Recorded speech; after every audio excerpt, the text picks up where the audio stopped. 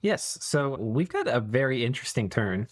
Last episode was pretty intense. We had a nap breaking by, well, at least in this caster's opinion, a nap breaking by Arco, where he just attacked a ton of stuff that Zabala had, did a bunch of low commitment rating, but also killed a tremendous number of sacreds with the super combatant.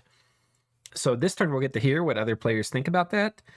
And we're also going to get to see the fallout, what Zabala and presumably Arthia too are going to do about said nap breaking.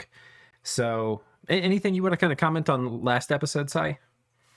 Well, this isn't really in regards to the nap breaking thing, but more that because xibalba and Arthia were the ones already fighting Argo, they're the ones who I would say are least impacted by that.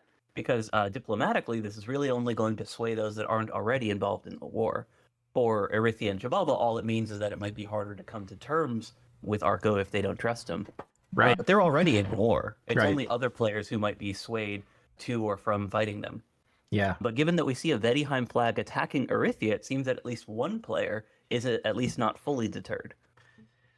Yes. And I think I forgot to put the thing in where we separate spells from normal phase attacks, but there are some magic phase attacks here. Let's start with the messages, though. It's the first four. Okay. The Vedheim fight, or These underneath ones. that Yeah. Vedheim attack, those are all regular phase. Okay. So we'll do this, the magic phase here from this screen, then we'll probably go to the map. We'll start here with a message from TNG. Dear viewers, imagine this hypothetical situation. I have a nap with another player. Let's say said imagined and totally not real player violates their nap with another player. Then they claim that other player violated their nap with me first when we bumped. I just didn't tell them I considered it a nap violation, so I'm doing nothing wrong. To put it very kindly, this is missing the forest for the trees. You see, dear viewers, what people somehow don't get is that when a dispute like this happens, the two parties involved don't get to make any decisions what matters regarding who is at fault. Everyone else in the lobby does. Let's take this thought experiment further. What if I said the apparent nap breaker posts a list of things they consider nap violations, that they could easily wrongfully believe that I have done these things from talking to other players? So TNG imagining here, like, he's vulturing parts of Agartha that were like annoying to somebody, like Pythium, right. Pythium had a grievance at some point for TNG vulturing parts of Agartha. What if they have a Demi-Lich pretender able to cast Bone Grinding? Naps are a factor in a player's calculation, determining how much effort and game resources need to be spent to cover potential threats. They are extremely valuable because they boost focus, force density, and optimize research, meaning you don't have to put mages out on counter-raiding activities. If someone indicates that regardless of a nap, they may attack you at any moment, they increase their risk factor, and the opportunity cost to cover that risk can be massive. Naps are not sacred, but they're valuable. A player cannot be rushed. A player that cannot be trusted to honor a nap and the way you think will be deeply incentivizing for you to kill them. Continued. To change my tone a little bit, I find Team Arco's behavior insulting, annoying, and extremely stupid looking, and all around aggravating. It's one thing to violate a nap. That is bad form and an annoying change in the game state to pivot around. But don't do it, then say stuff that means you're either a fool or lying. It's not a good look. Arco would be a really good partner for us leading into the next phase of the game, mostly because Arco doesn't have blood. Also, just their positioning on the map, like geographically, they're well situated to fight some of the people that TNG considers the most threatening. Right. In particular, TNG has been the one beating the drum about how scary Arthia is becoming. Right. But the players are the problem. When the war with Pythium ends, however it does, it's extremely unlikely we will attack anyone other than Arco, because we cannot afford to attack anyone or someone while Arco has demonstrated that they are significantly more likely to attack through a nap than any of the other players. Add on to the fact that most of the lobby is annoyed at them or considers them a liability as well, and you get incentives like people not wanting to attack you when fighting them because you're fighting that loser who broke the nap and then gave a dumb, transparent justification for it. Even last turn, one player said they would rather have Arco out of the game over preventing Nexus going up. Stupid I believe games. that was Pythium. Or Yeah. not Pythia, Pangea. Yeah, I think it was Pangea. Stupid games win stupid prizes. And this is actually particularly funny because this is something the Arco team's been saying in the game chat and other various things on Discord. They're like, Zabala played stupid games, they're going to win stupid prizes. And so apparently there's more stupid prizes to hand out, at least from TNG's perspective. I like prizes. Yeah. Yeah. So TNG definitely not on Team Arco. I think we can surmise that from this. Thoughts, comments, reactions, Sai? I don't think that I care quite as much as TNG's team in regards to the nap break and subsequent justifications for it. I mean, gaslighting isn't real, you just made it up. But as far as the actual game state goes, from what we're seeing this turn and from what we've seen in terms of how Arthia is deploying their army, I think that it might be a very realistic game state decision to go after Arco instead of Arthia regardless. Yeah. But we can talk more about that when we get to that point. Right. But I actually think that it is going to make sense for TNG to come in on the kill Arco side of the tour, not just because of the Diplo nonsense, but just because of how well Arco is positioned. Yeah, this could also play really well for TNG, just in the sense that they're a nation that needs to keep their foot on the gas. They don't really want to slow down and turtle. And if they have basically an open ticket to go fight Arco after the war with Pythium's over, that could be really great for them, especially if other people are invited to join in. So it's kind of one of those things. I think this is, which is kind of what you were saying. It's something where the moral justification would align with the players' interests as well. So we got 2 more messages here. Quick one from Gath. Arco continues to impress by violating his nap with Zabala with reasoning like, 10 turns ago, you took a Joman province. I was considering mine because I killed Joman's army. Oh well, everyone is angry with him. Our war starts next turn. So Gath is wanting to get this throne that got extorted out of him back. So there's a lot of chickens that are coming home to roost in the next few turns. Yeah. On the other hand, Gath has a very, very small border with Arco. Right. So whatever fight they're going to have is going to be basically just head-to-head fights. There isn't much broad tactical maneuvering to be done because they are fighting through a fairly long 2-province choke point. Well, there's a small exception to that, and that depends on how well the Zabala war goes with Arco, because basically the fort of Joman is potential spoils for Gath if Zabala's getting their ass kicked. But if Zabala is winning, then that would probably go to Zabala. So, right. But given that that's where xibalba has the vast majority of their sacreds, right. If they get their ass kicked, then xibalba is basically out of the game. Yeah, but I mean that's not necessarily a problem for Gath. That might be 2 birds with 1 stone from Gath's perspective. True. Yeah. I mean, Shib is kind of the one better scaling sacred blood power at this point.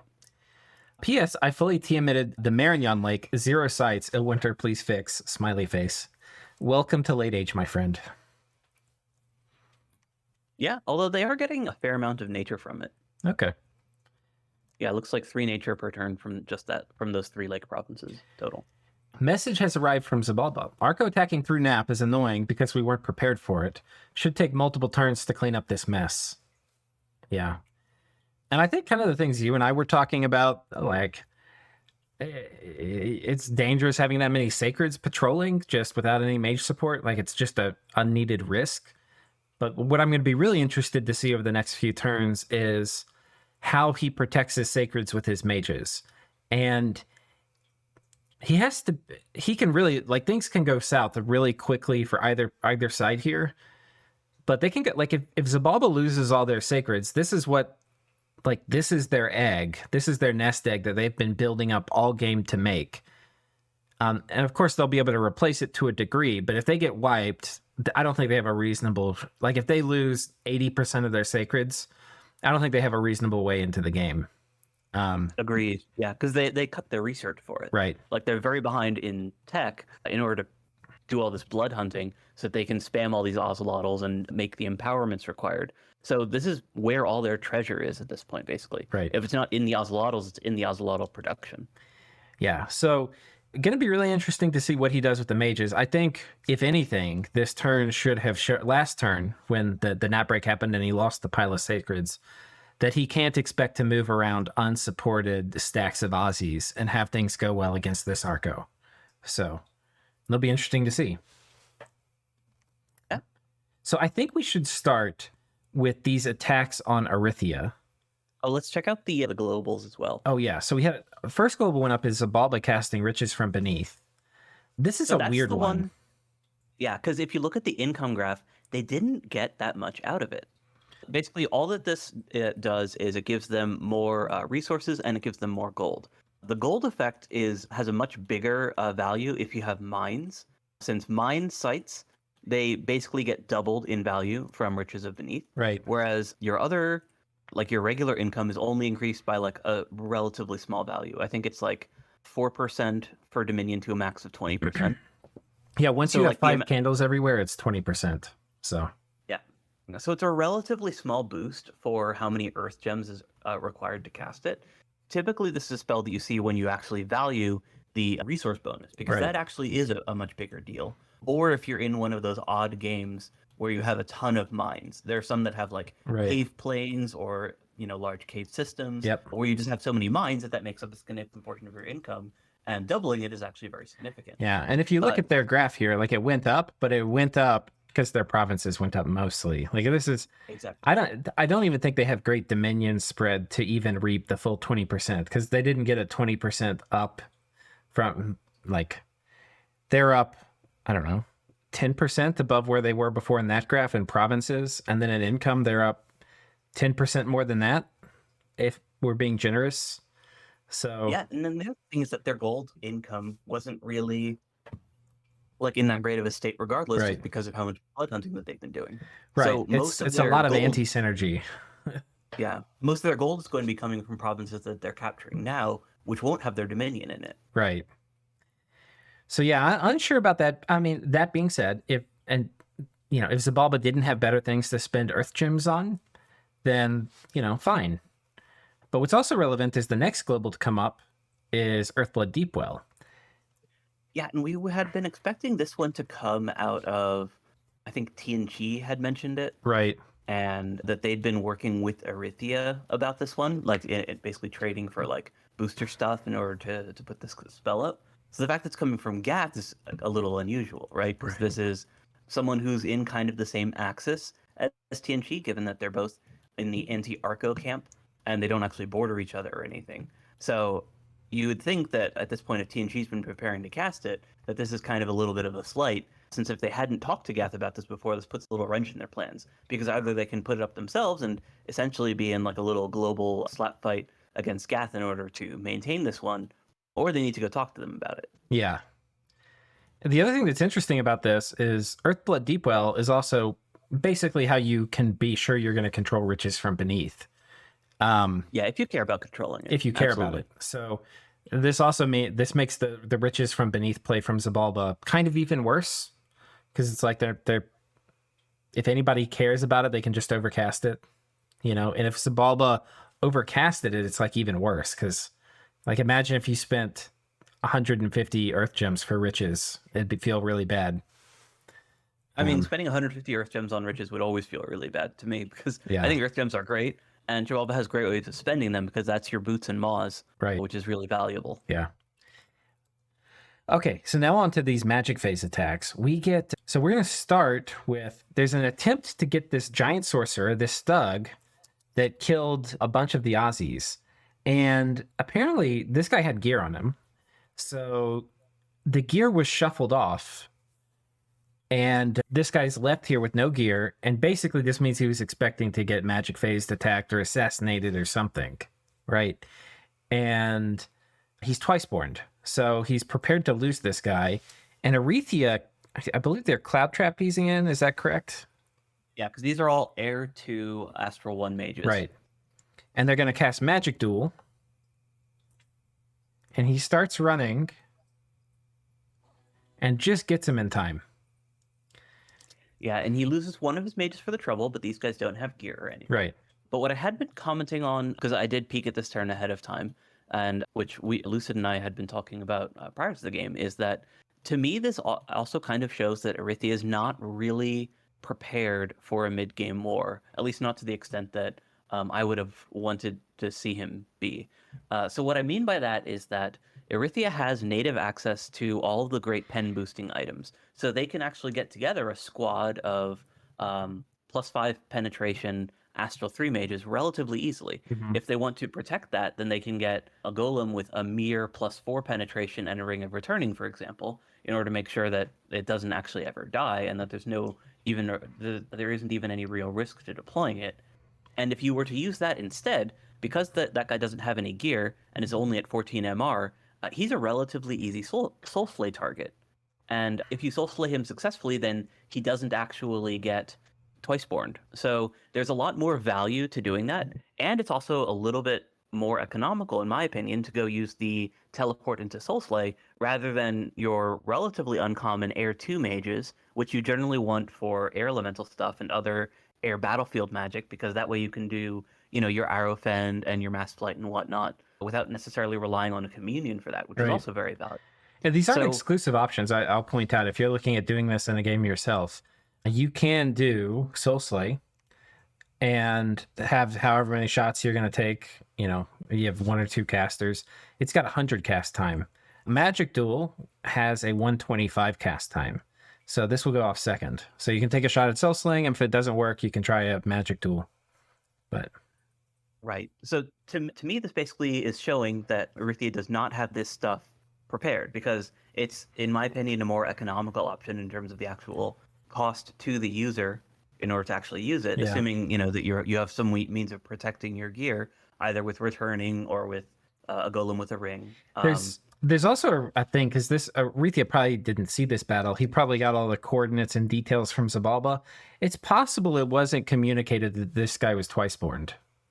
There's plenty of reasons to maybe you should assume that it was, but that's another thing. That's maybe he wasn't even thinking about it, because essentially what he did was he spent a bunch of gems to turn this guy into a huge, basically Tartarian, and didn't even kill any gear. If he killed the gear, it's like fine, but the fact that Arco got the gear off, it's like this kind of is Arco outplaying them, even though it looks like a really cool play from Arithia. Yeah, but to me, the bigger deal is that it's showing that Arithia doesn't have the materials ready, which I think actually says a lot about how prepared he is in order to fight this war to begin with. I think this is, Arithia had sent that message about like, hey, I'm not even trying to do Nexus. I was going to do the Lions. But everything about his play so far is spelling to me that he's saving for Nexus. He's not putting gems on his armies. We don't see items on his armies. We don't see a lot of summons, or at least I haven't seen them so far. Like everything. We've seen some interesting summons. So we know that he had he had a forest troll tribe either last turn or the turn before. He had the Hesperios, the Dracon, Okay, that's summon true. for a while. He had the Hecatorides, which are like there's a golem here. Oh, he's got 2 golems now, but these guys are new. I think he summoned both of them this turn. But he had like a bunch of kind of random, interesting utility summons, which are all things that I like, by the way. I actually do think that the Hecatorides in particular are extremely efficient. They're your big nature mages. You love having them. Right. And the fact that he went for a Forest Troll tribe also means that he now has some regen chaff if he wants to do Soul Vortex batteries or other interesting stuff like that. Yeah. But there are some things that I think that you want to have prepared just for warfare stuff, and penetration boosters on Arithia in particular is really big on that list, because that's kind of what you want to be doing with your magic phase attacks. You're not really using thugs, like like the way that an elf nation might. You're not really wanting to do a lot of elemental thug or magic phase elemental stuff, just because that's a little bit expensive and your mages are relatively vulnerable in a vacuum. Mm-hmm. So you often want to be doing magic phase attacks where you're just nuking whatever's there and having some means of protecting the mages in the process, like call the winds for a front line, some returning casts, or like I mentioned, my personal favorite is a golem with a ring, because those guys are just so hard to deal with, right? Like they are, you fire them every turn, and like you don't even have to worry about anything going wrong. In another game, I just saw the best way to kill those golems too. It was amazing. Oh, with Midget Masher? Nope. It's next level shit. I thought Midget Masher was the best way, but there's a better. What did they use? Gloves of the Gladiator. You stack attack skill and maybe a little bit of strength with like the boots. And with enough attack skill, gloves of the gladiator, and a bit of strength, golems with them will destroy other golems that have Ring of Returning. Oh, I would not have expected that to work. Yeah. I guess it's 4 attacks. It's kind of like a water elemental, though. Yeah. Yeah, it's like a really strong water elemental. So. Interesting. Yeah. Yeah, I definitely haven't seen that, but very cool if it were. Yeah. Okay. So now we need to talk about some things. This is where an Arthia army used to be. And we had mentioned that Arco had been trying to buy one of the idols to come hit this. And he did. He bought Godfather Waffles, the god of Vedheim. So this is the one that is not as great of a bone grinding caster. It can do Wrathful Skies and Wailing Winds and Wind of Death too. But it's got a Ring of Fire, and it's hitting, this is the big mage army, right? So the Ring of Fire is not going to prevent it from taking damage from like Pillar of Fire, but it will heavily take some of the edge off. And there's a question whether they're even going to get to cast it. So they're communioning up here and they're Phoenix Pyring. Well, he did actually do a couple round 1 casts as well. Wait, who did? The Phoenix or the Pillar of Fire. There were a couple round 1 casts. Okay. Yeah, just a couple though. I think it was only like 2 or 3. And it's hard to even tell how many there were because so many guys got interrupted. But I saw at least one round 1 in the list. There's the next bone grinding. Now Fog Warriors goes off, which is the counter to this.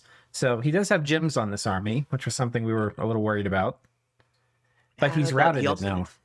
So it's over. Yeah, so Wailing Winds did most of the work in terms of routing the army. But he had no round 1 defenses. So there were 2 successful bone grindings that went off. Yeah. Now, you're not going to be able to stop the bone grindings from going off other than killing this guy, really. Because with Innate Caster, being in melee is not going to stop it. I mean, or you could give him some affliction. But you know, a bunch of... Would air elementals do it? I don't know. Maybe not. He's got some shock resistance.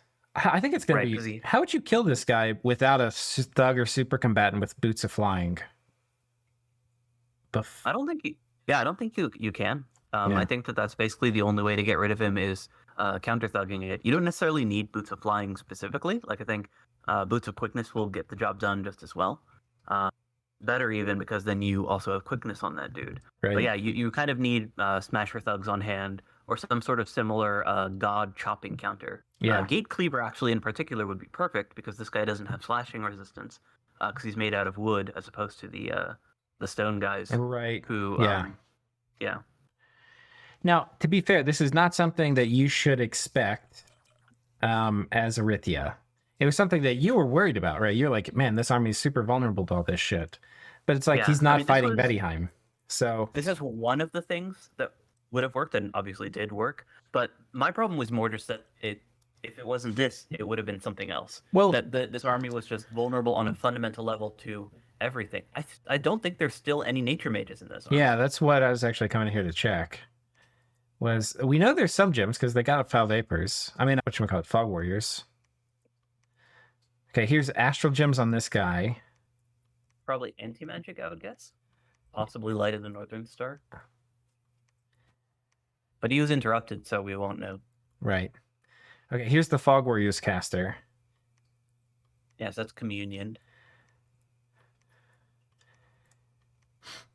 And I don't know. Most likely Arrowfend would be my guess. Could also be Mass Flight, though, because he's casting from a Communion, so depending on how many slaves there are, he might have been able to do that. Yeah. Okay, so it was anti-magic. And it looks like he actually either did get it off or at least was preparing to cast it. So at least got to see that. Did we have Soul Slaves been going off? I couldn't quite tell from the animations. I don't think I saw any. There's a second Bone Grinding, and then Fog Warriors goes off. 2 Bone Grindings doesn't normally kill that many human mages, and it didn't. It only killed about a third of them, which is more than I probably would have expected. Well, no, most of those were the Communion slaves, which were stuck behind and got killed by the undead. So what Bone Grinding really does is it interrupts the spell casting. Yeah. Well, and all the damage is going to help with the morale play, too. That's the other thing. Right. Helps push it below that threshold so that when some of these squads rout, it leads to an HP rout. Yeah, and In this case, units that are missing HP have lower morale too, so they're more likely to fail. Everybody who's hit. So it actually wasn't that. I think the guys who died actually died from bone grinding. There's only one slave here who's getting killed. well, I think that there were more slaves actually up towards the front. You think? Okay, Because- let's check again. Yeah. Oh, no, you're right. Yeah. Bone grinding really did kill those guys. Okay. Yeah, that was more than I thought. Normally, you need like three. Three's kind of like the critical mass where you start really like laying low the human mages here. But maybe it was like a slightly good roll. I mean, he killed about a third of the troops too from it. In particular, those crossbows. Although actually, some of those guys were either limp or crippled and then got caught in the retreat there as well. Yeah. What I'm curious is how much he paid Bettyheim for this. Yeah, we don't have numbers from that. So if Bettyheim wants to send us a message, then, well, actually, They can won't probably see this just put till it. it's way too- Yeah, they should put it in the chat though. So here's the next magic phase attack, and this is Arco. So Arco is bringing in their god, which is a demi-lich, and there's a lot of really interesting things. Like Arco is so good mechanically at this. There's like a lot of really interesting things going on. I was saying before, the demi-lich isn't going to be great for hitting armies because like it's only got 3 HP. It's really easy to kill. It doesn't have innate caster. It doesn't have a weapon. So just getting stuff in melee with it won't stop it from casting. It'll still finish its casting because it can't attack. But it's not going to go off super fast. So you could get, fog warriors up or whatever it is. But this army doesn't have fog warriors available. This is the low mage army. This is like the human, mostly human troop army. So bone grinding number 1 goes off.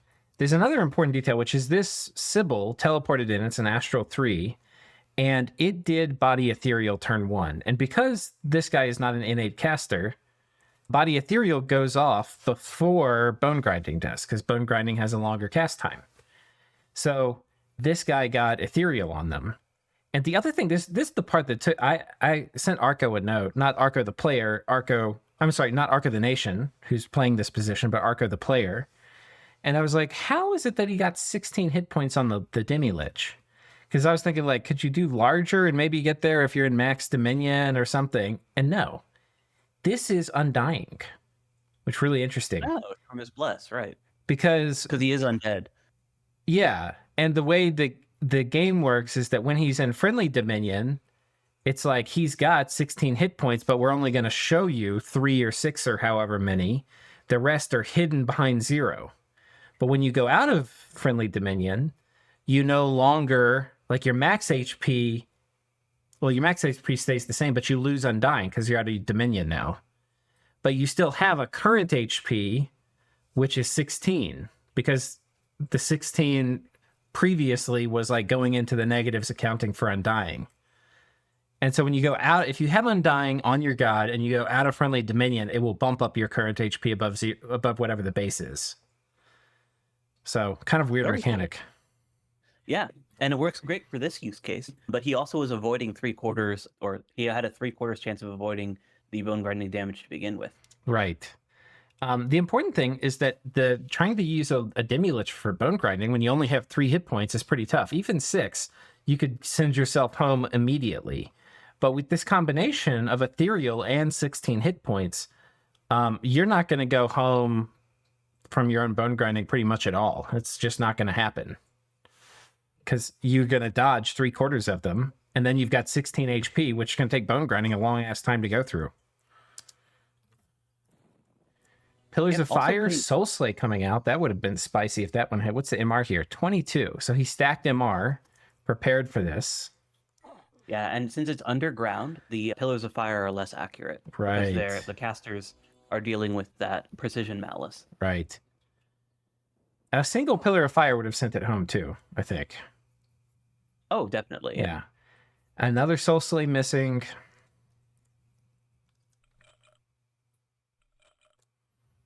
And this army is now routed. Astral Fire is getting cast.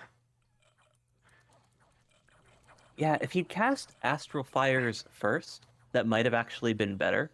Although, actually, no, it's MRN as well. I was thinking, well, that's 100 precision, but no, since it's magic resist negates, it's basically at best as good as Soulslay. So the only silver lining in this whole thing is that this... Oh, Solar Rays would have done it. Yeah, that would have been good. Because that's also 100 precision. Yeah, there's not a lot of... Yeah, and it would have just sent him home. But that might a few Solar Rays casts might have done it if it... the range... I forget what the range on Solar Rays is, though. It's 40 plus, so it's good enough. Maybe. Yeah. It's pretty close. Oh, wait. Can you cast that underground? Ooh. I don't think you can. Yeah, I know that there's certain spells that don't work underground at all. Cannot be cast yeah, underwater. It requires presence of the sun. Yeah. Yeah, so you can't cast it underground at all. Yeah, so that wouldn't have worked. Okay, so that wouldn't have worked. Wow. So basically, it being in a cave is one of the only things that made this work, between Solar Rays not being functioning and the Precision Malice on the retail evocation. The things that would have countered it from Arithia sideboard couldn't have been cast. Well, Soulslay could have, right? But he was set up to dodge it, but it could have. It wasn't astronomical odds I think he dodged 6 or 7 Soulslays. You know, we rewritten that a few times. I'm sure he would die with reasonable frequency. I'm sure it wasn't likely, but you know, it would definitely die at least 1 out of 10 times. Yeah, he picked like basically the best case scenario for it. And then as you can see, the more important thing here is that by teleporting into that lake, at the retreat path for the province that Vedheim was hitting, meaning that all of those retreating mages that we saw are also dead. So Arithia didn't just lose the 11 mages that died, he lost all 30. Right. Or all 31. And that is, in fact, the big news for the turn. And not even just the mages. He lost the entire army. Everything that was in this battle report is dead. 200 troops and then 30 mages. 34 mages. 4, yeah. And then adding to that tally the number of mages that died there, or even just the number of troops that died there, that is, I would say, the majority of Arco's forces. And we can see that in the army graph as well, that Arithia's army is at maybe a little more than half of its previous value. And that's including whatever recruitment and summoning he was doing this past turn. Right. So this was a major loss. And yeah, in some ways, you know, Arco had been building, you know, playing up Arithia to be the huge threat. And Arithia is definitely in a good position. But I think to everybody who isn't very happy with Arco, Arithia has basically, through this loss, through this great sacrifice, they have been transformed into basically a tool to deal with Arco. So I think after losing this, people aren't going to be very worried about them, at least for a while. Yeah, I mean, in a different game state where people were less angry with Arco, then the fact that Arithia lost a huge portion of their current significant military power, while also proving that they're making these kinds of mistakes where they don't have answers to, you know, whatever various kinds of battlefield clear are available, would make Arithia basically food. Right? Like, you know, they've got all this territory, they've got all this research, but they just lost all their troops, so their ability to use those mages has been kneecapped. And while they might have all this research, if they're not fielding appropriate counters, then it's all for naught. And then you want to basically just kill them before they can parlay that research into an actual material advantage via wish farming and whatever. Yeah. So again, I think that the diplomatic situation kind of basically makes that not as relevant, but in a different situation, Arithia would just be like getting devoured at this point. Yeah, and it could still happen that way. I mean, you know, I don't think Pan has a big border with Arco, so if like the next mission of people on the map is to kill Arco, like Pan's not going to have a part to play in that, and Pan's going to be a free agent, and this is certainly going to, you know, Pan and Tianchi, it's probably going to sweeten up how they look at maybe going after Arithia. Pan is going after Pythium. Right. Yeah. But, I mean, they could transition into going after... I mean, Pythium I don't think is... Well, I mean, I think Tianchi is going to come in... So let's look at these battles here with Tianchi and Pythium. Yeah, Pythium doesn't have very much to take. Right. But yeah. So this is... We didn't really know exactly what was in here. We speculated the gods were here. And are they all present? They're all present. 2 is white mages. One of them's got a lot of earth gems, another's got a bunch of nature gems and a nature booster, and then the last one's over here set up to do Wailing Winds and stuff, potentially. We got some cubes in the back. They've been summoning a bunch of Long Dead as chaff, and a few cubes in the front, and then a bunch of these mages. This is actually a very significant setup from Pythium side. Like, aside from, the fact they've got all the cubes and other cute little ench summons in there, all of his gods are here. Yeah. I mean, I think this is as all in as we're going to see Pythium get.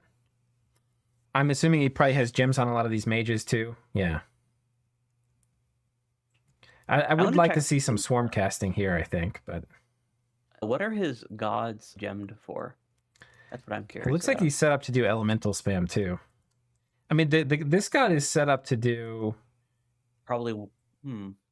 This can't be Aerofend. I mean, no, this probably is Aerofend is what this is. It can't be Aerofend. It is Aerofend. It's probably Aerofend and Wailing Winds is my guess. Or Fog Warriors. Oh, we don't know what his tech is exactly. Well, he can't do Fog. You have to be Air 4 to do Fog Warriors. Unless there's a storm that goes up. Oh, yeah. That's true. Okay. On TNG's side... What are the other two god mages set up for? Oh, they're both the white mages. We'll have to see. This one just potentially could do Earthquake, maybe. So maybe he does Mass Flight too. Maybe he's doing a Mass Flight Earthquake. Yeah, I don't know if he has Alt 7. So okay. I'm not sure what this one is. Howl for sure. Yeah. But what else it's casting is up in the air. And on TNG's side, we basically spec'd out this army before. Not as much mage. Pythium definitely is going to be outnumbered. Or not definitely, because there's actually kind of a lot of mages hidden in the cube formation up here. But yeah, in the cube pile. Right. But at least I would say this is actually a relatively even commitment. Right. Yeah, I think that's right. I think I just missed. What TNG's advantage here is partially tech. I think that TNG by this point has a very significant research lead. And partially quality, that Pythium's mages are a lot of those really low level mages. Yeah. So what each mage is bringing to the battlefield is much lower than TNG's 200 gold sacred mages. Yeah. Yeah. I think the other thing too is I think there's going to be a lot more flying, trampling stuff on TNG's side. So we'll see. A bunch of buffs going off. We'll probably go back and watch this, zoom into some parts. But that's Earthquake. There's an Earthquake. What's the death spell that just got put up? We got Wailing Winds being cast by TNG.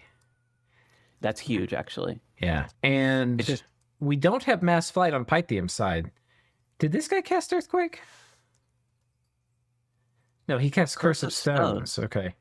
I kind of thought I saw an Earthquake animation too. It could have been from the TNG side. Yeah, let's take a look. Yeah, and looking at the red bars on folks, there definitely was an Earthquake cast. Okay, we can go back and do this in slow motion. Let's enjoy the battle, though. Yeah. Oh, it looks like we have Mass Flight on TNG. Yeah, so TNG did Mass Flight Earthquake. Yeah. And that helps a lot with all that long dead chaff. And between that and the Wailing Winds, this army should rout from Pythium side extremely quickly. Yeah. Oh god, the behemoth sounds. I don't know if that's going to come through in the YouTube, but it's terrorizing me. Yeah, I don't think the game audio goes through Discord. Oh, okay. But the behemoths, oh man. Make it stop. Elephants trampling blood slaves forever. Yeah. Oh god. Yeah, so that was actually very one-sided, but if you look at the formations in the start, it looked a lot closer than it actually wound up being. Right. And I think part of that was just that Mass Flight Earthquake combo. Yeah. Let's see who does the Earthquake. Okay. I think it's this guy. Yep, there he is. Communioned up. But he's not just communioned up, he's matrixed up. So right. He could do it essentially immediately. Oh, yeah. And Earthquake has one of the longest casting times out of any of the, out of basically any spell. But he had to wait or he'd have to have matrices and people, like slave matrices. Which I could scroll through here and try to find it. Wait, did he cast Earthquake turn on? That'll just tell us. Oh yeah, he did. Yeah. Okay, so there must be some slave matrices buried in here. But yeah, because Earthquake has such a long cast time, you can script both Mass Flight and Earthquake for round 1 and know that your guys are going to be flying before the Earthquake goes off. Yeah. This also is pretty good. Like, I had no idea what was really in here, except I remember seeing the gods, but TNG had a pretty good idea there's going to be a bunch of Long Dead, and Long Dead do not love getting earthquaked. So I think, like you were saying, that earthquake went a long way towards just making this battle end immediately, like very quickly. It also interrupted multiple Pythium mages. Right. So between that and just the fact that, he's got all these mass flight tramplers and heavy infantry, and of course his sacreds. Yeah. It went from being, what looked like a decent fight to just an absolute slaughter. Right. And Pythium's plan here, we didn't really talk about it that much. I mean, we kind of looked at some of the things the mages were going to cast, but I'm sure the plan was to clog the gate, right? Like summon a bunch of long dead, get some buffed cubes, clog the gate, do Curse of Stones, maybe with some fatigue stuff, maybe cast Howl, various clogging things. But Mass Flight just is going to negate that basically. And then, yeah. Yeah, without Storm, you don't really have an answer to this. Ooh, and loses nothing. Right? I mean, we saw that, right? Well, yeah, I know, but I mean, fight, it was. I would have guessed more than 14 though. Jeez, I mean, really nothing. For putting down all 3 gods, 15 mages, maybe, I don't know. That was more than 15. that. Yeah, 20 mages, 250 units, including a decent number of cubes. Very well done. Yeah, about 20 mages. Now, this was what... We didn't see Foul Vapors either. Let's just check again to make sure TNG cast Serpent's Blessing.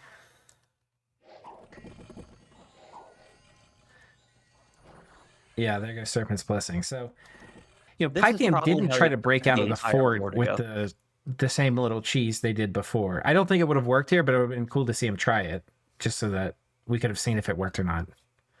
It almost certainly would not have worked, or it would have done, I think, a little bit of damage, but it probably wouldn't have killed anything of value, given how many bespoke flight casters he had for those tramplers. Yeah. So I think this is a pretty good idea of how TNG was thinking the war would go, and then that abuse or exploit or whatever we're going to call it, the trick where you cast Foul Vapors and it doesn't trigger gem use. That kind of threw a big wrench in his plan, but I think this is in TNG's mind how they were planning on this going, and so it's kind of interesting to see it actually manifest now. He also put his Frostfather in there. Oh. He wasn't in the fight, obviously, because he teleported in this turn, but he's on the outside of the fort there. Okay. So he was, I think, additional insurance against that Foul Vapors or some more tricky plays. He also moved the Eagles over here. So this fort isn't popped, but presumably it's going to be getting popped this next turn, even with just this small force moving over here. And that's going to free up this army to go after Pythium's cap. So and he even can regular move most of the forces that just took that fort onto the other fort if he wants to. Right. Oh, this is the remnants of Pythium's army, I would say. This is like that little buff stack that he'd been doing where he has the Hydras run by the line. Right. Yeah, we saw this last turn, right? Yeah, and then that also has his thug Lar there, I believe. Right. Is this a thug? It is. Yeah. I mean, we saw it Moss Body, so. Now we have Cal going up on both sides. I think the Lar also missed his Moss Body. And no, he has it. He has it. Okay. Now there's some mages here on are they on attack or advance? Oh, a Moonblade on this guy. Is this a magic being? Yeah, it is. Oh. Yeah, Larry's are magical. Although it looks like the two are not engaging in combat. Oh, but this guy's got a thing to say to the Hydra. Yeah, I mean, I guess he hits pretty hard. 35 poison resistance, okay. I feel like this is a hero of old going after... Oh, wait. Oh, the Larry's still here. The Lar is getting tied up by Earth Meld, but he's also not really taking damage. He's also not killing anything important. He's just dealing with skeleton chaff. Yeah, and with his constantly being melded, he's also not really killing the skeleton chaff that quickly. I think that guy... But where did it looks like this Hydra won this fight. Yeah. Where did the guy go? The other guy ran away. Oh, did he run? I don't see him retreated here. Where? He's one of these guys, right? Huh. Maybe he is on the battle. Oh, he is retreated. Oh, you're right. The fear eventually got him. Yeah, fear, or he took a couple of hits, but Yeah. yeah. Skelly spam's going to be pretty good against Hydras, too. Hydras really don't love being surrounded by skeletons. Yeah, because they're relying on fear and their poison cloud, and neither of which work. And they actually do have decent offensive value as well when they have all their heads. But yeah, they don't tend to tank things that are immune to their auras particularly well. Some, And Blade Wind actually is slashing damage, so it deals full damage to Hydras as well. that's a good point. More earth melds. Okay. This poor Lar, he's immune to everything, but he can't kill. He's he's routed now. Yeah, now he has a decent chance of dying, given that, everything is surrounding him. Oh, he's getting streams of life cast at him, too. So he's probably going to fail an MR check and just pop here in a second. Yep, there he goes. There you go. That's one of those spells you don't see too often, but off script, it has its place. Yeah. I think Arco was actually mentioning in the improved casting AI thread that streams of life needs like a buff or something because it's too imprecise to ever work at range. And I'm like, I say work all the time when you put it on advance and cast. So to that point, it's often the case though that has a kind of a niche use case because it gets supplanted relatively quickly by charm. Right. So there's only a relatively small window where you see it actually have value the way that it does here. Yeah. But it was an important spell in this because it's very likely, this battle would have gone to turn timer without it. So yeah, without that or some other way of actually killing the thing. And although with that many mages on advance and cast, there are a lot of other things that could have gotten it eventually. Even something silly like just having it melded while surrounded and actually take a couple hits that. Actually, now that I think about it, I don't think that the regular units could have actually killed it at all. Yeah, I think he was immune to regular units. Yeah, because he avoids 15 out of 16 instances of regular damage.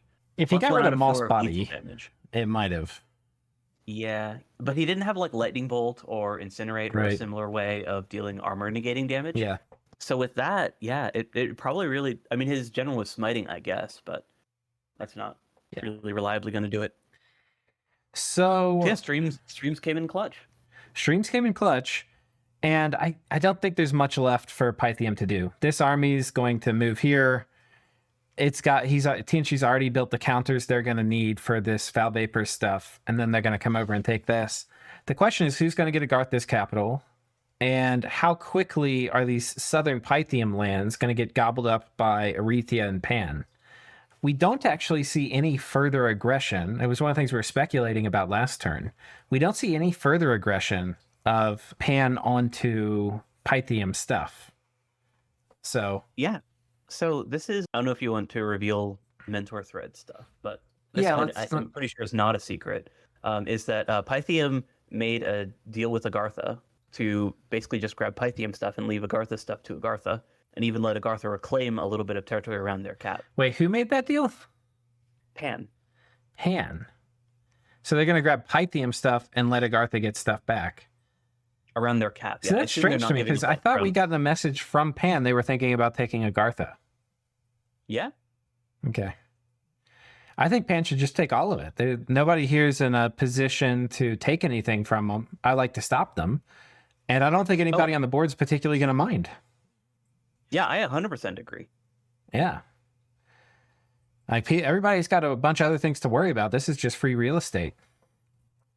Yeah, so I'm not sure why Pan made that sort of arrangement to basically allow Agartha to remain in the game for a little bit and even, get enough territory that they can potentially do something, anything. But in my opinion, Agartha is just food, and Pangaea should be the one to eat it rather than gift it to someone else. Yeah.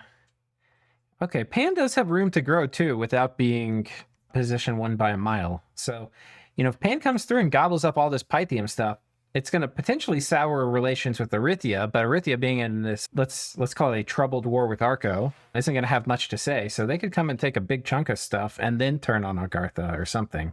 Or maybe... I actually think that given the losses that Arthia just had to Arco, and given how few troops they have, combined with how effective Pythium had been against them in counter-raiding, I think that they're actually going to be okay with allowing someone else, either TNC or Pangaea, to eat the southern Pythium remnants. Yeah. Just because they don't really have the forces to go do both anymore. Yep, I agree with that too.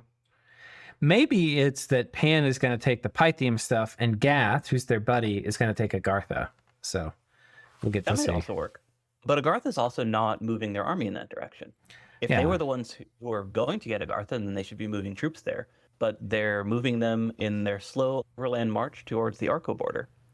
I think Agartha's just going to be content to sit here and watch the rest of the game play out. And so, and I wouldn't put it past, I think that is well within Aaron's diplomatic skills to be like, just leave me my cap circle and I'm just going to sit here and do nefarious things. Like research Burden of Time or something. I could see TNG eating them. Yeah.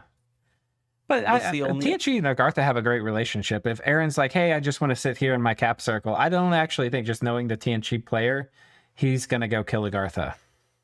That's fair. He was very courteous towards him when Agartha was dying to Midgard, for sure. Right. Because back then I was saying that TNG should just swoop in and eat that stuff. Right. So that would be kind of hilarious. I wouldn't mind seeing that. That'd be pretty funny. Yeah. So one thing also that I wanted to comment, now that we're seeing Pythium kind of... one last thing. I do think if they do sit in their little fort, they should try to cast Burden of Time. It would just be so funny to me. They just they fill this thing up with entrance guard, and then they do all the death gems they can into Burden of Time. So TNG normally is actually very, very, very hampered by that because they have so many old mages. Mm-hmm. But I believe this TNG has an unaging blessing. Yes, they do. So that's nice.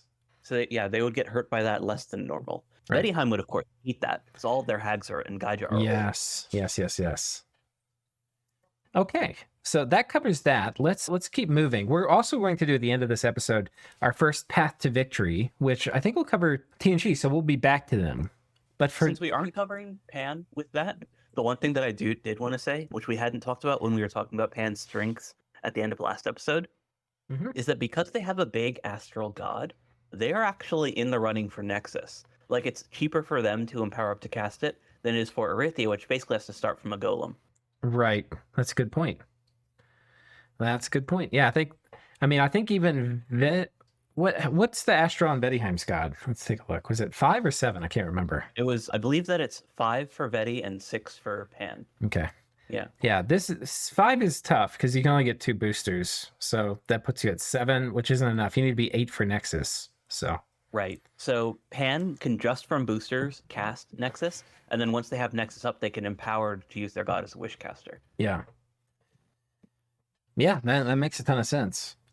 So okay, and that kind of gives Pan that economic thing that they needed in order to actually win late game, as opposed to just make it there. Yeah. The thing I'll say, though, is I think it's going to be very hard. I think you would cast Nexus when people are already going to attack you. I think in a game with, like, if I had this many skilled players on my border, I wouldn't want to cast it and get the gem income and put a target on my back like that. I just don't think that the income from Nexus is enough to justify it. And I don't think, it depends on the game state. If for whatever reason people still aren't going to attack you when you cast Nexus, like all your neighbors, then maybe it would make sense. But I would just be very worried about all my neighbors attacking me, and I don't think Nexus is going to give enough to make that a good thing. What if he splits it with Gath? That would be potentially really good then. That's like potentially a game-winning move for both of them. I think that's a great move. Yeah, the only downside I see is that since Pangea is the one who has the Nexus, once their alliance breaks down, then Gath is kind of out. Yeah, I would see the big blood nations. Yeah, I would specify that I'm a partner in Nexus. It seems these players trust each other, and if they did, I would expect Nexus payments even after war keeps going. But you'd have to, really trust that person. Yeah. By that stage in the game, though, they're also both potentially in range of throne rushing. Yeah. Right? Because you're casting that when the two of you want to start fighting back-to-back against the rest of the world. Right. But if they can get it to a bipolar power situation, that would be pretty huge. Okay. So we saw that this was the last battle for Marignon. I guess we'll just watch it here. Yeah. This is basically just Ford archers doing a lot of damage. Mm-hmm. Yeah, it's crossbows. Oh, actually, it's Gifts of Heaven doing all the damage. Yeah, there you go. Yeah. Gifts of Heaven being useful again. Right. Thanks, game. I mean, they did get 8 of those kills, so it's about 50-50. Yeah. But they probably killed the shit stuff like the satyrs and the harpies, and then the like dryad hoplite kills and the grove guards were almost certainly from Gifts of Heaven, Centaur Cataphract. Yeah, probably. Yeah. That's probably true. But yeah, so Marignon is out of the game. Everybody who was rooting for them, I certainly was excited to see how they were going to play this. So, pour a little bit of your drink out if you've got a drink. I think they did that last turn already. Yeah.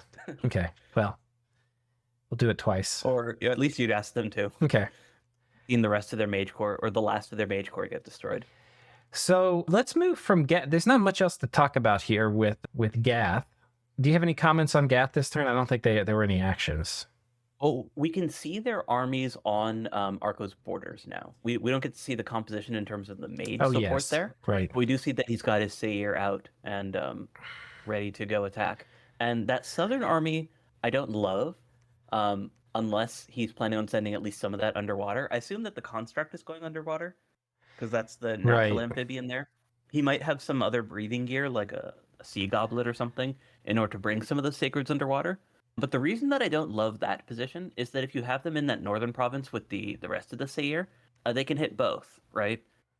Whereas that group, whatever's not going underwater, can only hit that forest. Yeah, so that can hit both the throne and the forest. Oh, yeah, I see what you mean. Yeah. Yeah, whereas the southern one can hit only one land province. So you know exactly where that's going. Yeah, I mean, the other thing is, I think Arco is not going to let him have this lake for free. So there's a very good chance we have a dead lumber construct here next turn. Oh, yeah, very plausible. And so he texts this. I think to me, the obvious move is concentrating everything here. And Arco could send stuff. I think this is map move 16 to get here. Can they send stuff from here and get down here? Probably not the human troops, though. The Phalangites have good map move, but the Hoplites do not. Phalangites 16. have the 12. Okay. Oh, no, only 12. Who's it that had more? Oh, yeah. Was that the Hypsists then? The Peltests have more. Oh, yeah, but they're lightly armored. Yeah, I think. I remember that one of Arco's the guys, Hypists. These guys, yeah. All right, so 14 map move. So they could get to the forest. Yeah. But that's not what he has there. He's using hoplites instead. Right. Which to me makes more sense. Hoplites are the most gold efficient Arco troops, and they have great protection, which you tend to value when you're stacking protection buffs. Right. So he could potentially move these troops and all these mages and PD dump and try to have a defense here. Because I think there's the odds of this province not being attacked by Gath this turn are pretty close to 0.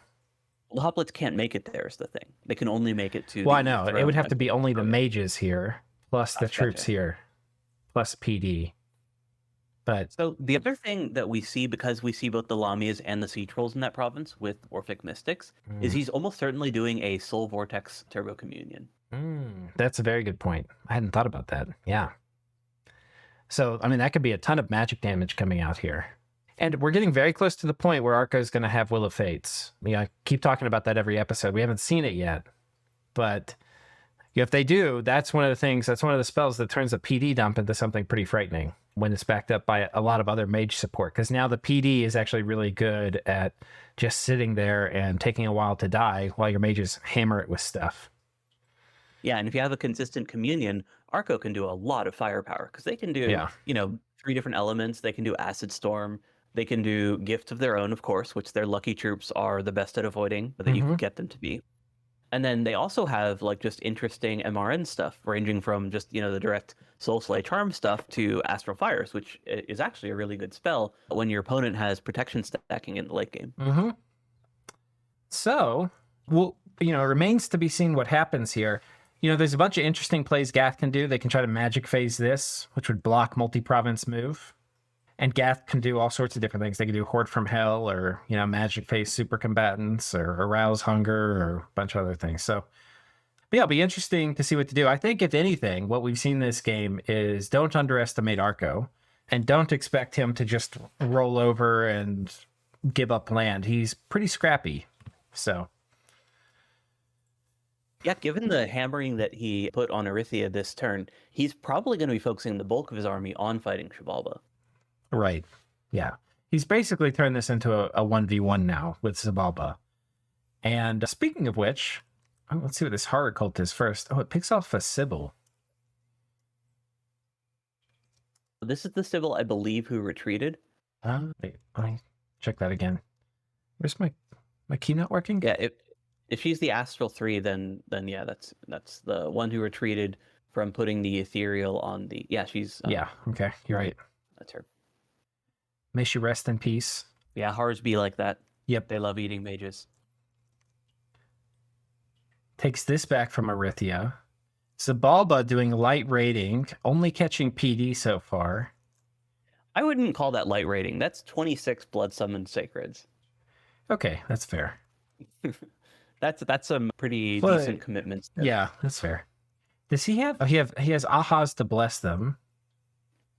Okay. And the eats for the demon leadership there. But yeah, he has 101 Ocelotls, and once again, no real mage support. Right. And Arco has another super combatant on this front. Right. He's got the Sea King, who's presumably geared up and similarly set up so that he can survive against the Ocelotls for however long he needs to. The only thing that's maybe encouraging is he has imps, but I can't imagine what these are for. You mean slaves? Yeah, slaves. Sorry. Yeah. Do you think he's? I mean, he can't have life for life. Bloodlust. Okay. Yeah. Bloodlust. Okay. Bloodlust will help, and I guess this is his profit. But I don't think this is showing Arco enough respect. Yeah, at least the Sea King can't magic phase. But the giant, which is now a Tartarian, had Astral 2. So that guy can magic phase. Right. And he's going to be in a fort now. So he's ready. He's reporting for duty. Yeah, so to me, that's the scary thing. Is I think that Tartarian is going to hit that big xibalba stack. And if xibalba doesn't respect that, then he's going to lose another pile of sacreds. Yeah, there's maybe interesting things you could do if you knew that was coming in, like curse it, or maybe move in something specifically to just kill it and set all these guys to retreat, and then protect heavily your retreat paths. Well, what you could do is air magic phase in some advance and casters. Yeah, that's another thing. Because if you can lightning bolt it to death, that'll do the trick. Yeah. And there's a couple similar things that you can do with your god. Like, you can just have that guy on advance and cast, and then he'll just do whatever is most effective, right? Like, you don't even need to pick the elements. He's got death mages. He can do dust to dust. You're right, actually.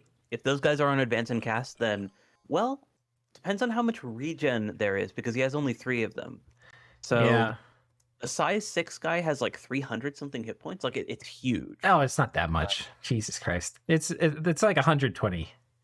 Okay, I know that the Tartarians have crazy hit points. Yeah, the Tartarians, it's only the the non-humanoid ones that have 300. Yep, you're right. It's only 130. Yeah, the humans are closer to right around there.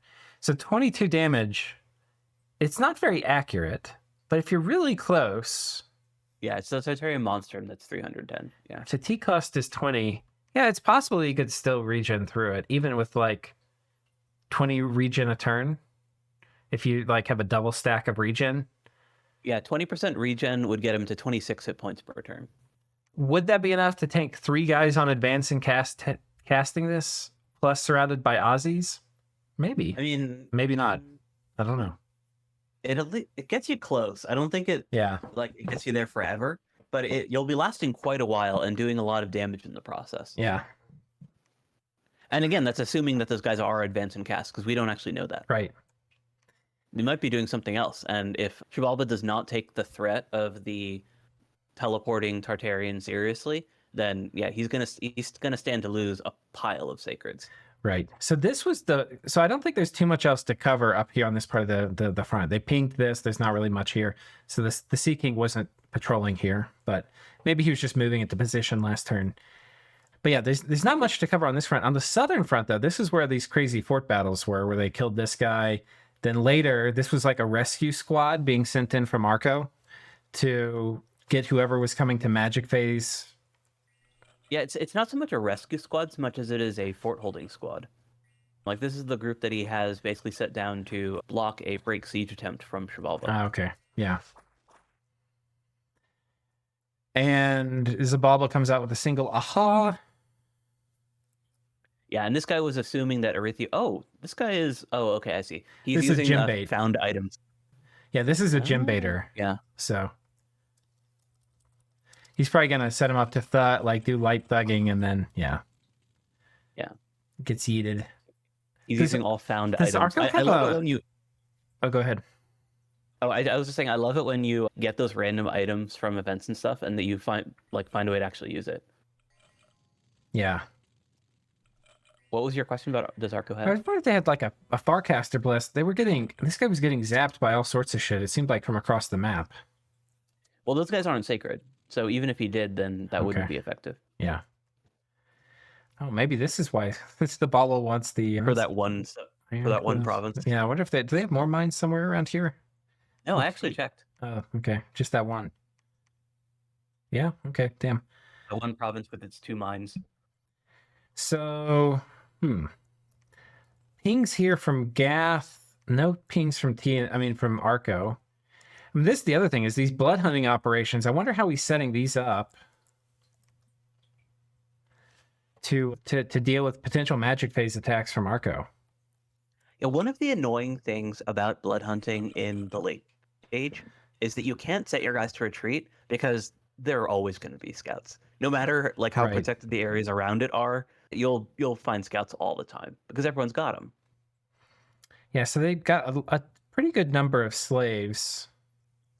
I mean, I don't know.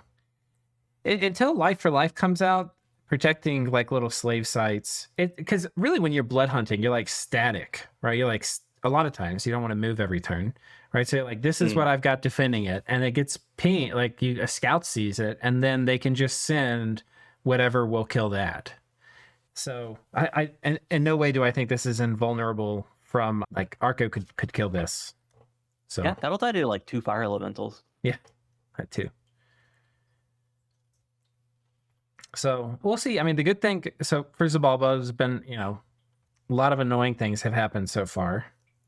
He's up in territory, which is nice. Can you check the 2 mages that successfully took a province just there to the left?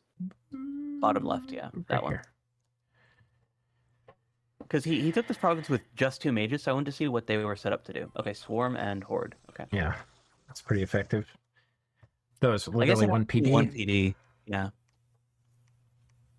So if we look at the score graph, Zabala is up above where they were the previous turn for provinces. And Arco is back down a good bit. But Arco's situation has dramatically improved because Zabala and Arco are now in basically a 1v1. So yeah, he destroyed Arthia this turn. Yeah. And it's really like this was so preventable is what's frustrating to me, I guess, is that like Arthia just did not have that army prepared to deal with anything that you can expect good players to start using at this stage in the game. Yeah, but this army, this was not I think this is not this is something I would only expect like the couple people who are going to make it to be like position 1, 2, and 3 in the game. How would you expect Vedheim to send this guy on top of you? And then what do? You can stack these guys together and do ethereal on the mages. But even then, it was the army got routed from Wailing Winds and they cut off the retreat routes. So you could protect retreat routes. That's always a good thing. Well, protecting retreat routes, yes. But also more just that if this wasn't what killed it, then it could have been just Pythium foul vapors, right? Like, it's not that this particular thing should have been expected and be countered. It's that this army wasn't countering anything to begin with. Yeah. Yeah, it's not really set up for foul vapors, but it did have at least anti-magic and fog warriors on it now, so it's not completely un-gym supported. But I agree with you in principle, but I don't think that there were reasonable things that we should have expected from this army to deal with this. Yeah, but there's a lot of ways that this army could have been bolstered in general with gear. So just things like pen boosters, for example, would have made this way more dangerous for Vedheim to engage. That's a good point. Yeah. Yeah, that's a very good point. Okay. But yeah, I think we're seeing here too, and it's kind of a funny thing. If you go way back in my channel to I think the first new casting, you get to see all these really cool like human army versus human army battles. It was like a late age game. And the better the games you're in, it's just hard to get human armies to like really have a good fair fight against each other because shit like this happens. It's just like the forces of cheese that you have to fight are very real and very strong. Yeah, and I guess another takeaway, just in general, which all of your viewers can hopefully learn from, is that starting turn 30 onwards, you got to protect your retreat paths. Yeah. In this case, Arithia had 4 different provinces that this army could have successfully retreated to if they'd been able to control them. Right. But they functionally had no reinforcements in any of them. Yeah. And, protecting retreat paths, a lot of your retreat paths can potentially be into enemy lands, right? So, like, being really aggressive, doing, like, teleport raiders and stuff. Like, those things kind of, like, fit hand in hand with protecting. Like, you don't really want your army, like, tunneling deep into enemy territory by themselves. No, that wasn't exactly what they were doing, but they were sort of doing it, right? But, Yeah, like, I mean, as much as you can, you want to cover your army's movement with a bunch of aggression. They had only one path out, and I don't even know what they were doing there, right? I mean, I guess we'll never know. They had 2 paths. They had here and here. So well, one of those was water only, so that would have applied to some of their mages, or Right. that would have applied to some of their units, but not all of their crossbows. Right. But more importantly, I still don't know what they were doing in that waste to begin with. Like we still don't know We'll where never they were know. headed. Yeah. Okay. We'll never know. Jonahito, if you're watching this, please put in the comments, where was this army going? Because I was really, really curious last episode. Was it going here? Like, Well, it can't, because the crossbows can't go. because the over crossbows. So river. was it going to take Pythium's cap? Like, tell me, my dude, where was this army going? Was it coming over this way to go for Arco's cap? Who knows? But I'm very curious. Yeah, only thing that I can think of is that he wanted it off that fort to protect against foul vapors, but even that doesn't make sense because the army that he did leave behind on that fort also wasn't protected against foul vapors. Yeah. Okay, so let's keep moving. We've covered the Arco situation, I think, pretty thoroughly now. Potentially Zabala's going to get wrecked this next turn. I'm feeling it, but there's also the possibility for Zabala. I mean, all these could be traps too. Like Zabala has a ton of stealthy mages. So like really top level Zabala play, you don't really know what you're magic phasing into, potentially.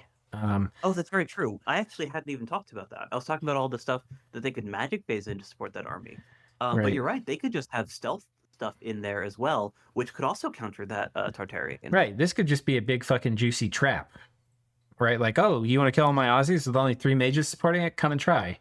Right? And then it's like, And surprise. surprise. We can check their no, actually, I was gonna say we can check their research, but then I remembered that most of their lab rats are the A8s. Yeah. So and research boosters. So we don't actually know like what percentage of their mages are stealthy right now. Right. Unlike Vedheim, who actually did send out like a pretty good chunk of their mages. But We can pretty much definitely all see a of it- downtick this Oh. turn. Interesting. Yeah. Yeah. We'll have to wait and see. Because yeah, if it really is as simple as it looks on the surface, then Xibalba's in huge trouble. Yeah. Okay, moving along. We should have covered pretty close to everybody here. Let's scroll through these battles, make sure we didn't miss anything cool. There's the Vedi white mage. Utgard thing we'll need to go watch. Yeah. I like that he had a solo white mage raider there. This is kind of important. We didn't watch Oh. this. So this is Xibalba attacking Arco's reinforcements. Right. This is the siege chaff for that army. Yeah. But it also actually has a fair bit of mage support in it, including mass protection. Right. And mass protection is really good here. Guru? The who? The guru. There it is. I'm guessing this is a merc or something? How do you get a guru? No. It has to be from an event. Okay. Huh. Because I don't believe that there's any mercenaries in this army. Yeah, these guys are just getting mauled by the superior HP powers of this siege train. Yeah, I mean, just a pile of protection on your very decent ape warriors and a lot of HP. Yeah, and a bit of PD as well. So Arco kind of outplaying Zabala there as well. But Arco's down a bunch of land, so we saw this. This was the fort battle. Wait, no, what was this? This was not the fort battle. This was the Conga line Hydra battle. This was the fort battle. This is the last fort of Marignon, and that's it. Yeah, so I guess we can talk about Vedheim Or TNG. finishing off. Oh Utgard. yeah, let's do that. I don't think there's much to say. He's just on top of the fort. Forts aren't cracked yet, but they're all under siege. Yeah. I think Squeaka is going to just be ready to bow out of this game. Ready to hit the next button. So nothing to talk about there. Anything else for Vedheim? Not really. Yeah, it's very light rating. All right, Tianchi, Path for Victory. We're already over an hour, so we can keep it kind of quick. I found the event. It's a Cerulean warrior is an heir to the Cerulean Maharaja. So he goes home, and then the guru that delivers the message stays behind. Huh. That's so cool. you lose one of your Ceruleans, and you get a guru. That's awesome. Yeah. I wonder if that can repeat. No, once per game. Okay. All right. So for Tianchi, how do they win this thing? So the first thing that I have to say is they need to get more gems. So they were talking about getting Galegate, Yeah. but they have to compound their current gem income into actually getting those globals up, because the Right. globals just make such a huge impact, especially in LA where the base gem incomes are so low. Like you can see the effect that just Earthblood Deepwell had on gas gem Right. supply. Like it basically shot him up from, fourth Or- to Yeah. practically first place. So TNG needs to do something similar in order to basically maintain the gem lead, because that's the only thing that he really has working for him. And then he needs to continue to convert those gems into combat power. Okay. So Galegate's actually an interesting one. It's not one that I would, assume that TNG goes for naturally, but it makes sense because air gems are great, and air gems also in this TNG's case can turn into sacreds. And while he doesn't have like a huge bless the way that you might see on, more of a heavy stat bless build or like an MA TNG rush build that makes those Celestial Warriors just like absolute trucks. But the Celestial Warriors have just pretty good combat stats. If I recall correctly, it's like 14 attack with a length 4 weapon as a size 4 unit. Yeah. So they become really good repel tanks with even like a little bit more stat power. But in this case, I don't think that this TNG is particularly... Oh, it's 15 base attacks, so it's even better. I don't think that he's really set up in order to lean into them as a win condition. Yeah, I don't think so. I think the other interesting play from Galegate might be Dark Skies, which will make him... You basically won't be able to use conventional armies against him because he can have Wailing Windscasters in every province. Is So Galegate the one that sends out random hurricanes, or is that it's a different... supposed to, but it's actually bugged, unless they fixed it recently. But at least 6 months it's ago, bugged to not do it's that? bugged to not do it. It should, though, but it doesn't. Okay. Um, Because if it did, then that would also be an indirect attack on Arthia, and I guess whoever else has a lot of coastal holdings, because those get hit with hurricanes, which is actually a very significant. Right. So yeah, he could. Yeah. So get a global. I mean, he's going to have presumably at least 7 more provinces from the Pythium War. I'm feeling, or at least these. At least 5. At least 5. But probably should get this one actually, too. one of those is going to Agartha. Okay. Yeah. I guess. I think you should eat Agartha. Yeah, honestly. I think it should too. I said that a long time ago. I still think it's true. I think the only thing and the reason he might not is if he makes a deal with Agartha, it's basically a protected flank, at least until somebody else kills Agartha. And Agartha will let him vulture at least 2 of the provinces he would have gotten.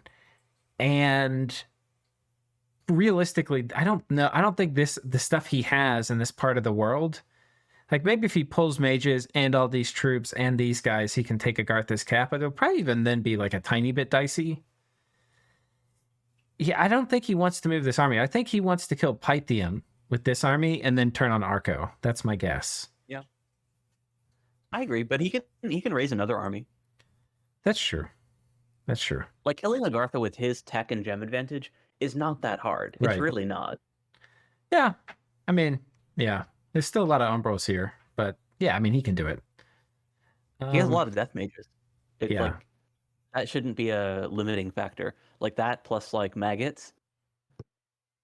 Yeah, I mean, also Ravenous Swarm would be pretty good in this. I mean, it's not great against low density ethereal troops, but it would add up. Okay, so they finish off Pythium. They then can potentially go on Arco. They can potentially go on Pan, which would be, I think, a bad move because Pan is like very powered up right now. They could go on And not Arithia. fighting anyone else. Yeah. No, well, we know that they're going after Arco next. They said as much. Well, I know, but we're playing out the position in our head how it could go. Oh yeah, barring the Diplo stuff, I think that they would have wanted to go on Arithia, not Arco. Yeah. Okay. And then that also makes their logistics very easy because they move the army south through Pythium, take all the Pythium territory, then take any Pythium territory that Arithia took while also attacking Arithia from the south. So Yeah. they basically keep their army that's going into Pythium moving in exactly the same direction, while sending new troops from Arthia's southern front. So like Yeah. logistically, it's very, very easy. So And then if they win that, then they have a complete column, which is also nice. they need 8 thrones to win. They've got 2 here, 3 here. So they've got 3 thrones. So they've actually got to do a lot more winning before they can tie this up. They have to get 5 more thrones. This one, Yeah, so they're basically going to have to fight Arco at some point, I think. Like this throne is one of the 4 they're probably going to need. yeah, and then look at the southern Pythium one. That would be 5. Yeah. And then if they take Arthia's thrones, that's 6, 7. And yeah, so they can win just from their column, right? Yeah, just about. Am I miscounting? I mean, they get one. Yeah, 2. if it's 8 thrones to win, then they can win just from their column. Yeah. Well, I mean, they'd have to get one from Vettiheim, right? And then, wait, is it just these? Wait, this 1, 2, 3, 4. Yeah, no, it's just their column. But their column would mean fighting Pythium, Arco, Pan, Arthia. Well, Pan, they can leave that one for last. Yeah. So they win their column and basically get set up to hold onto the throne that's kind of jutting out into Pan's territory, and then they need to beat Pan head to head for the last one and to hold on to the one that they have. So Arco, kind of easy if Arco's busy. Yeah. TNT could actually rush this if they were willing to turn on Arthia. Yeah, I think to me, the interesting thing is right now they're tied for number 1 in provinces, and Arco's probably going to be going down. Gath is going to be getting just a nibbling of spoils by probably picking at Agartha, and he's getting like a little bit of the Utgard stuff. Pangea is probably going to get a nice bump, right? But not a huge bit. It's still basically vulturing. TNG's set up to potentially just roll a huge part of Arco in the next war. And I think to me, like if I were in the position, I'd be thinking like, how can I do that without having people turn on me? And like, the diplomacy and stuff is going to help that people don't like Arco, but it also I don't know if helps it's that sufficient. Arthia has been effectively defanged. Right. It's really So that Pan means- and Vettiheim that you have to worry about. Yeah, those are the 2. And the other thing about those 2 in particular is that Pan is very much playing to win. Like Pan is not motivated by grudges or whatnot. They want to win the game. And if TNG is getting into a position where they're threatening to win themselves, then Pangea would turn on them in a heartbeat. Right. Like they would not feel bad about that at all. And Vettiheim, along the same lines, is another player that's very analytical. Like they helped out Arco this turn specifically because they wanted to head off the potential Arthia late game threat, and they wanted to keep Arco at least viable enough to cause a lot of damage.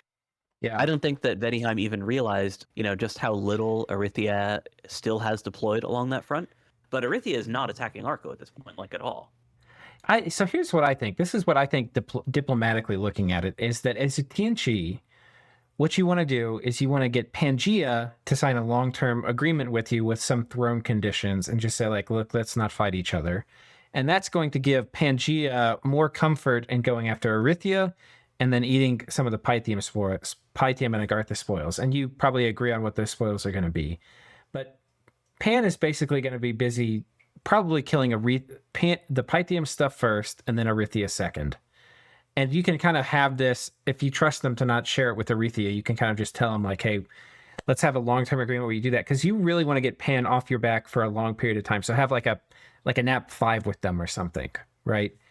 And then with Vettiheim, I think the deal you make with Vettiheim, because Vettiheim actually does need to get a lot bigger. This Utgard war is really just wetting their beak. It's not really catching them up with the top position players. I think the deal you make with Vettiheim is, hey, let's kill Arco together. And I think if you do that, and TNG's potentially set up to get significantly more of the spoils, that's going to move them into just a great position. Yeah, the problem with that, though, is that going into Arco doesn't get you more thrones. Like, you get 1 more throne by doing it that way. Yeah, I Maybe care more about power than thrones. I mean, thrones are also important, but... Like, if you just want to win by taking just your column, then you're going to need to fight Pan sooner or later as well. I think that, like, you can get just that 1 throne out of Arco and be like, okay, I get this throne, then you leave me alone forever. you get the Pythium throne, then you win literally just by fighting Arithia and Pan. Those are the only two players that you need to kill left. Yeah, but I mean, you'd have to keep Zabala, Vettiheim off your. I mean, you'd have to fight everybody then. I mean, just Zabala, you have to fight everybody. And Gath would attack you. Else busy. Well, so Gath gets a guard, though, he can come in here and go after this throne or something. But... yeah, like you can't do it super obviously, I suppose. But like, if you get everyone to agree, Arithia is going to be a threat, let's kill them while they're down. In order to prevent the late game Nexus, whatever. Like, you can make whatever excuses you want for that. Buy that throne from Arco and let them do their thing. Take that throne from Pythium. Then, once you've eaten Veti or Arithia, you're maybe not quite as big as you'd get from taking a big bite of Arcocephaly, but Arcocephaly is busy, right? They're fighting other people, especially if you get Vettiheim in to fight them as well. Right. So you've got Vettiheim, xibalba fighting Arco. Arco's basically just keeping them off your back. And then you have a 1v1 against Pangea, which determines whether or not you win the game. That seems very good to me. Yeah, how well is he? Is the Pangea War a war they want to take? If we look at it, I don't think they want to take it, but I don't think they have really much of a choice. If they want to actually win it relatively quickly, that's who they'd have to fight to do it. And even if they don't want to win relatively quickly, even if they just want to get to top dog status, Pangea is going to be their rival, and Pangea is going to outscale them based on the efficiency of their researchers and the potential for Pangea to put up Nexus themselves. Especially given that Pangea seems to have this extremely stable alliance with Gath, it's going to be very hard to get anyone else to flank them. And Pangea is only going to be pulling even further ahead in research now. Yeah. Yeah, Pangea is cranking research compared to Tianqi. Yeah, so I don't necessarily think that Pangea even wins that war, but I still think it's their best shot. Is like, Tianqi wins that war. Yeah, I don't think I would pick a fight with Pan. Like, has a player in just as good a position with me, I would probably want a different plan for the late game than having to fight a war I think I would lose. So I would want to get bigger with wars I think I can win, and then come up with a different plan for how to take this in the late game as a position 1, 2, or 3. But the problem is that if you drag it out later, Pangea's advantage over you grows, and then you find yourself basically on the wrong end of that. I mean, in a way, right? Pangea is essentially always going to have morale issues if they're fighting into like Dark Skies. Now, if in the long run, they might be able to control all the globals with Nexus, but I think Dark Skies is a reasonable research target for TNG and Galegate. Yeah, I guess those do share the tech, so that's pretty big. But like, if they have that, they could potentially have a defensive war against Pan where they're fighting in their own dominion and go after maybe softer targets. Like, the thing is Gath and stuff, this shit isn't going to work on because they get Sair. But, like the Dark Skies bullshit could definitely work on Pan. Can't work on Vettiheim because Vettiheim gets Berserkers. Or can't work as well. Well, the other thing is that there's no reason that those two are mutually exclusive, right? Like, you can do your war against Arithia, say that that's your war target, right? Regardless of how you want to spin it. Like, oh, I'm going after the big naughty, astral threat, even though at this point I would say they're not quite as threatening. Right. But like, you say that's what you're doing, and then you basically gear up for that war with Pangea. Maybe that involves a lot of dom pushing, spamming temples in order to make that Dark Skies play work. But regardless, like, if you want to win, you kind of need to grab that one throne. Which one? The Pangea throne.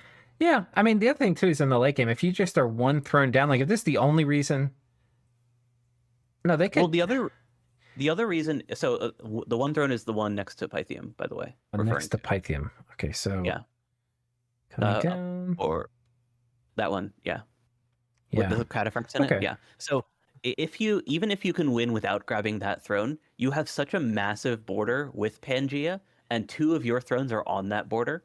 So Pangea is in the best position to stop you from winning. Even if if you're going to be fighting them anyways in order to hold on to your win, then you may as well also get that last throne from the same threat. Yeah. Because otherwise, you basically are going after a different target in order to get that last throne to win, which revolves taking more territory, right? Because you have to reach basically further out from your little sphere of influence in order to take it. And Pangea at the same time is going to see that, you're very close to winning and then attack you along that massive border, which is both going to cause a lot of economic damage and hit multiple thrones, which you need to be able to defend in order to win. The other option for winning is doing Gift of Nature's Bounty. So, maybe the best play is a focus on Arco. I guess the degree to which you focus on Arco, you empower Arithia. But like I was going to say, there's a world where you go after both Arco and Arithia and just try to get really big. And then you shift into Gift of Nature's Bounty when, like... The problem with that, to me, is that you can't control globals against someone who's significantly ahead of you on research and a major astral power. I mean, kind of, right? Like, it depends the timing you have on getting, like, Galegate and stuff. I mean, long-term, you can't to get against Nexus. But Pan also, I think, like I was just saying, I think there's problems with Pan if they put up Nexus too soon. They'll get attacked by everyone, and I don't think that's a win for them. So, I don't think, for example, if TNG gets Galegate, if Pan puts up Nexus, they get attacked by everybody. And I would say generally, right? If TNG puts up Galegate and Dark Skies, they don't get attacked by anybody. Who is everybody? Everyone, to me, is just TNG and Bettyheim. And Gath. Oh, well, Gath would be their ally in this. Yeah. I would even go so far as to say they could make it an uneven partnership, like do a 1/3, 2/3 split or something along those lines. Yeah. But because Gath, it is a blood power. If they're only getting half, it might be a little bit harder for them to control globals. But yeah. Well, again, they have an ally in that, right? Yeah. Like, if Pan and Gath decide that they want to fight back to back against the world, I think that they could very quickly get into a position where they can win that 2vx fight. Yeah, that's possible. Yeah, and if that's the thing you're preparing against, like if that's the ultimate threat is TNG, I think you probably want to be extra aggressive. Eat a bunch of Arco, eat a bunch of Arithia, and then you find the partnership will be TNG and Bettyheim plus Zabala, if they survive. Bettyheim. TNG, Zabala, and Bettyheim? Like these three against Pan and Gath? I mean, that's what would be left, yeah, essentially. But I also don't think that you need to take it that long. I think that you just eat Arithia. Okay. You get that one little thrown off Arco, and then you try to fight Pan before they're in that like unstoppable state. Possibly with Bettyheim's help. Who knows? Okay. I just think I would lose that war, and I'm never going to pick a war voluntarily. I think I'd lose, but maybe it could be won. Yeah, I think that my problem is that like I think that you can win a war if you only need to win a couple battles in order to close out the game. Yeah. Just through like having more in the right place at the right time than your opponent, especially if you're more prepared for it than they are, right? Because you're the one throne rushing, right? And they're just kind of cobbling together a defense at the last second, especially if you can get them involved in some other conflict. But I think that if you wait, that your advantage or their advantage over you is only going to grow. Well, so here's how it would really play out. If Arithia starts falling, Pan is going to get this throne. This is not a throne that TNG is going to get. So this throne and this throne are going to get, or these are going to be the Pan thrones that TNG has to get. And then TNG would set up for this by first taking this throne from Arithia, and then they would be taking this throne from Arco, and they would be taking this throne from Arithia, Arco, Pythium, whoever's going to have it at the time.